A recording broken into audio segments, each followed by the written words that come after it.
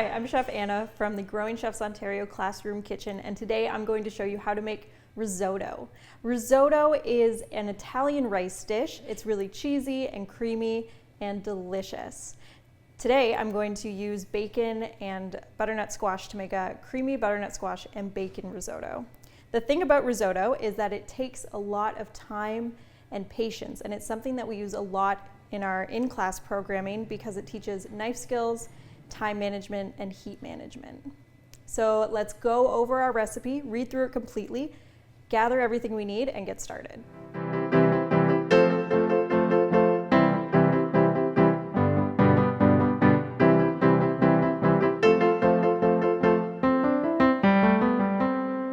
So to get started with our risotto, we need to use hot stock. I'm using vegetable stock today, about 2 liters, and I'm going to put it in my pan over here.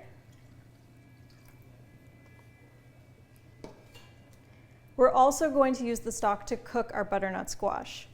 In the ingredients list, it says to have your squash cut into cylinders or rounds because it makes it easier for kids to cut. So make sure you have an adult do this part. I'm going to cut off the bottom and the top, and then cut about 1 to 1.5 inch rounds. In the base of our squash, there's seeds, and we're going to want to scoop those out. So I'm going to cut this in half.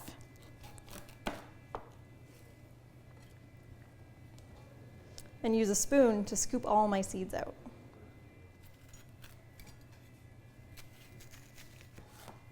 So once you have your squash cut into rounds, adults, if your child is old enough that they can use a peeler, this is the next great task for them, or you can do it too. The squash itself is very slippery and can be difficult to peel.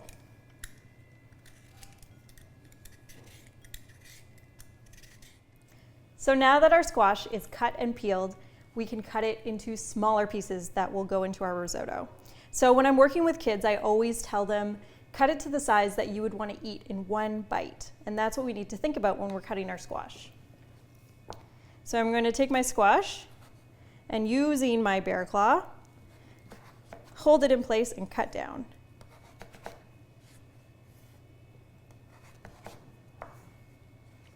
And then I can turn it on the flat side so it doesn't roll around and keep cutting.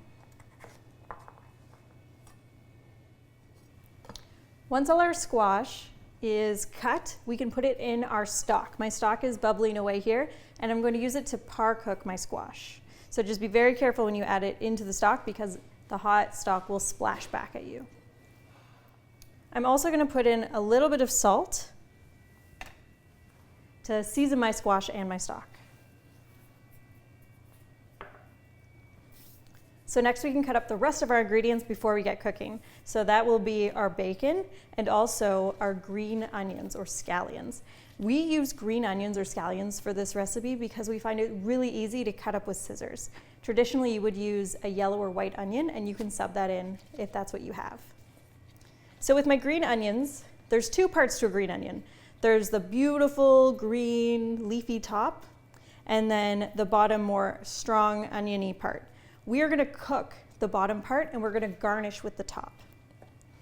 So with my scissors, all I'm going to do is just make nice little cuts. And I'm going to go all the way down the stalk. When it starts to get a little bit harder to cut, that's when you know that you're into the part that we want to cook rather than eat raw. So you can switch to a different bowl and keep cutting. If you're at the age where you're using a paring knife or even a chef's knife, you can use that to cut these onions as well. It goes a little bit faster. The herbs that I'm going to put in my risotto are totally optional, but go wonderfully with butternut squash. So I have sage, which we grew in our garden, and I also have a bit of thyme. These are both considered hardy herbs, which means we want to cook them a little bit. We don't really want to eat them raw. So with the thyme, it's very easy to just take your piece of thyme and your hand and run it down the opposite way that the leaves grow, and it should come off very easily. With my sage, I want to pick the sage leaves off. And then you can either use scissors to cut these in thin strips, or you can use a knife.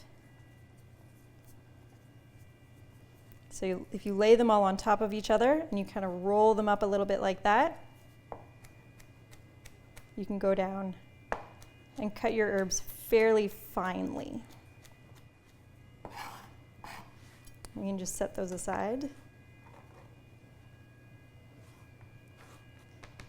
And then last but not least, our bacon. And bacon can be a little bit tricky to cut if you're using a safe chopper or even a paring knife. So that's why we use scissors a lot to cut bacon, or you can use your chef's knife.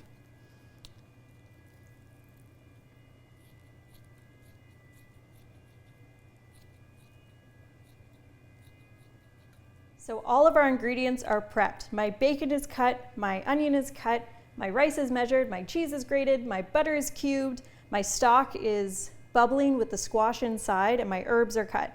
I'm gonna wash my bacon hands and set up to cook.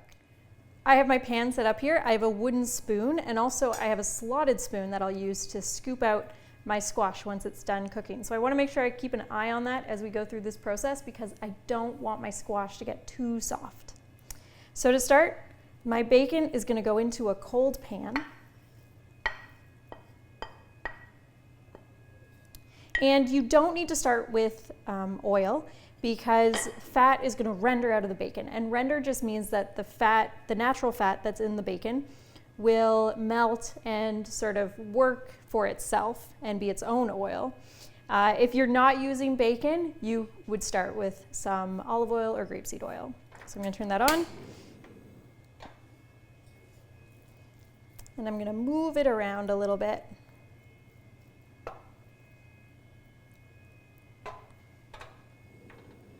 So the fat that comes out of the bacon, we are going to use to coat our rice and cook our onions. I'm not going to add any extra fat, except at the end when I add my butter. The rice that we're using for risotto is called arborio rice, and it's a special type of Italian rice that is used for risotto. Risotto doesn't work with every kind of rice. It works with medium-grained rices, and the reason for that is the type of starch that's in the rice. So rice has two different kinds of starch, amylose and amylopectin, and they both contribute to how the rice reacts when it's cooked. So look at all the fat that has been created in the pan, and I didn't add anything to it. That is just from the bacon. That's incredible. So we want to use all that beautiful fat.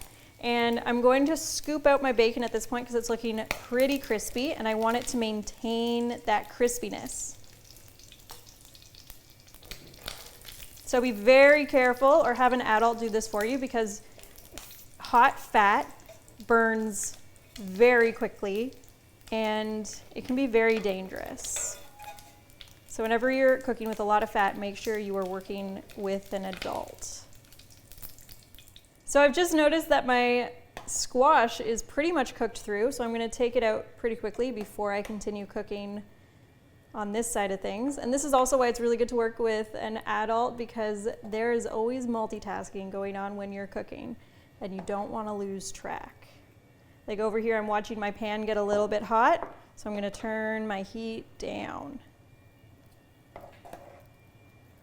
When you add things to a pan, it lowers the temperature of the pan. So if there's nothing in the pan, the heat is going to rise fairly quickly. Now we're going to start cooking the white part of our onion.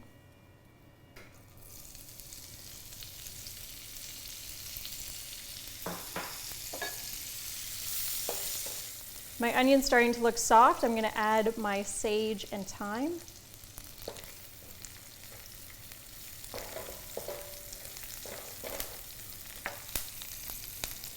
And I can already smell it.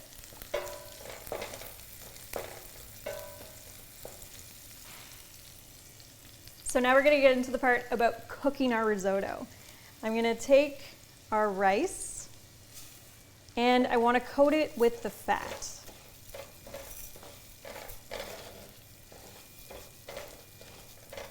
So I put this rice in dry. I didn't rinse it at all. With a lot of other rices, when you cook them in a traditional way, you rinse the rice to rinse off all the starch. But I want as much starch as possible because that's what's going to create the sauce for this dish. So I can see all of my rice is coated with the fat. It's all very shiny. And at the bottom of my pan, I have this beautiful layer from the bacon. And I want all of that goodness into my rice. So I'm going to do something called deglazing. And deglazing is when you add a liquid to the bottom of the pan and it starts bubbling rapidly, and that rapid bubbling breaks up whatever is on the bottom of the pan and brings it up into your sauce. And it is a place for like secret flavor. It's a secret flavor booster. I'm going to take my ladle and a little bit of stock. And as soon as you see it bubbling, start scraping the bottom of the pan. And that is what's going to lift up everything underneath. So once I have everything lifted off the bottom of the pan, I'm going to add a little bit more stock.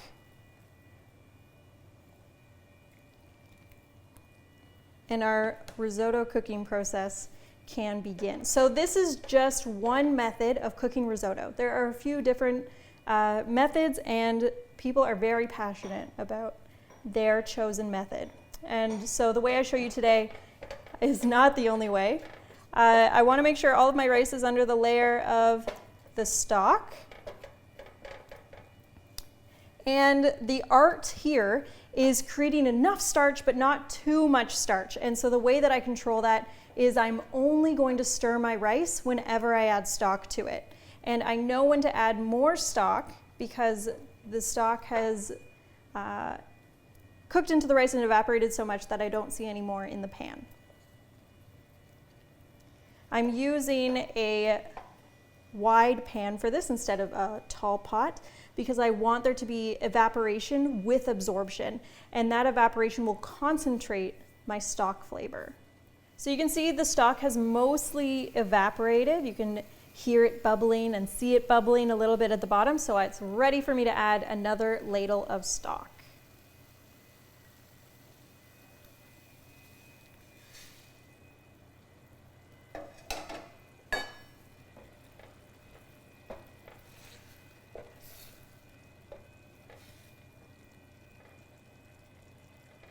So I've added about 2 to 3 ladles of stock, and you can see that the rice is much, much larger than it was when we started, and it's kind of translucent on the outside. So at this point, I'm going to try my rice just to check for doneness.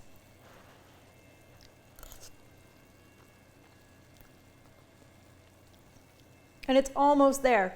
It's still a little hard in the middle, and we want that to be a little bit softer because we want our rice to be al dente. And al dente means a little bit hard, but still very soft. So I might add a little bit more stock, and then I'll start adding in my cheese and my butter and making it really creamy. So at this point, once I've added all the stock I'm going to use, now I can really start stirring and creating that starch. As the rice gets bigger and starts cooking down, it's going to start sticking to the bottom of the pan, so we want to make sure that we are getting all of the edges. And all of my rice is still looking pretty separate, but soon it won't. If the more we keep stirring it, and we're taking out the outer layer of the starch on each piece of rice, and that's what's creating our sauce. So I'm going to add a few cubes of butter. And already you can see the butter starting to create more of a sauce for this rice. I'm also going to add about half of my cheese at this point. I want to make sure that I have some left over for on top. And look at the difference already. Already the rice looks a little bit more homogeneous and together and saucier, which is exactly what I'm looking for. Now I have to be careful here because I don't want it to get too thick, where it's kind of really stodgy and not really nice. I want it to still have some movement. So I'm going to turn off my heat and stir in a little bit more butter and then give it another taste.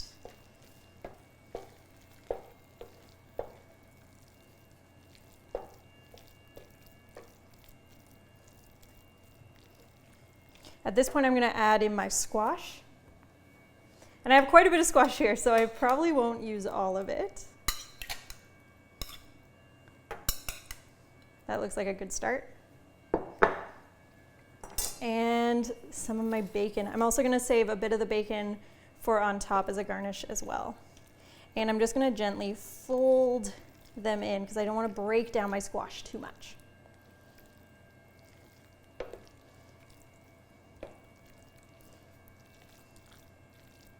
So at this point, we're gonna give it a final taste for salt, for texture, and also acidity. So this is a very heavy dish. We have lots of butter and cheese, and you need something to break up that heaviness, and acidity is some way that we can do that. So lemon juice is a great way that you can do that at the end, but I don't know how much we need yet because I haven't tried it. And when you're testing for salt, think about all the salty ingredients that you have in there. So we have the bacon, that's salty. The Parmesan cheese is salty. If you use salted butter, that would be salty as well. So we may not need to add a lot of our table or kosher salt. It tastes really good. The Parmesan has added a really nice salty and cheesy flavor and bound all the other flavors together. Dairy is a really good way to bind flavors like that. And the texture is getting a little bit thick, and as it sits and cools, that will happen. So before I serve this, I'm gonna add a little bit more stock just to loosen it up a little bit.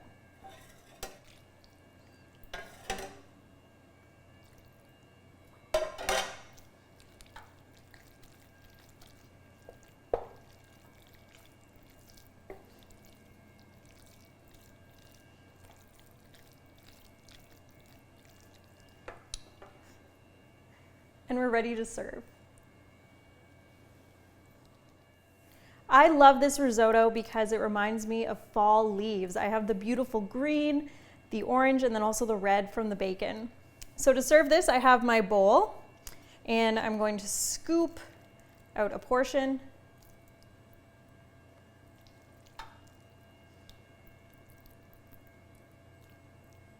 And see, it has a little bit of movement still when you shake it. That's what we want.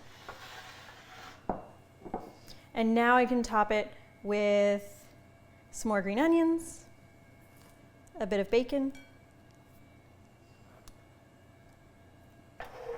and some cheese.